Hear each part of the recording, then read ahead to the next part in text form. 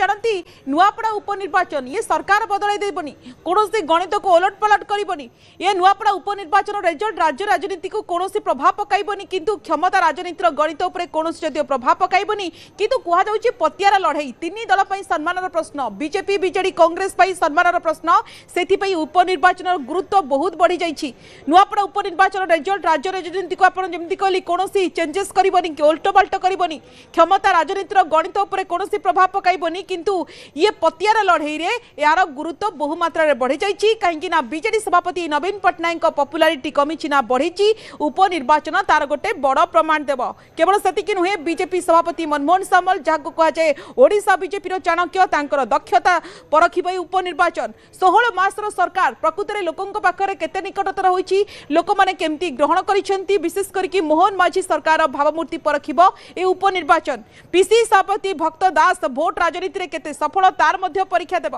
तेणु तीन दलर प्रचार सरी देखिले अनुभव होछि जे प्रार्थी गौण दल होछि मुख्य एवं यार भितर सीएम पहुंची सारिछंती होछि पूरा चित्र आम सहित ग्राउंड रु लगातार भाव में अंशुमान अछंती अंशुमान आज आम देखिबू रोड शो मध्य मुख्यमंत्री मोहन चरण माझी मध्य करिवे नेता आपण जेंतु ग्राउंड रो स्थिति को बेस परखुचंती केमिति रहिछि भोटर को मूड ताहा मध्य देखुचंती स्थानीय लोके केते उत्साहित अछंती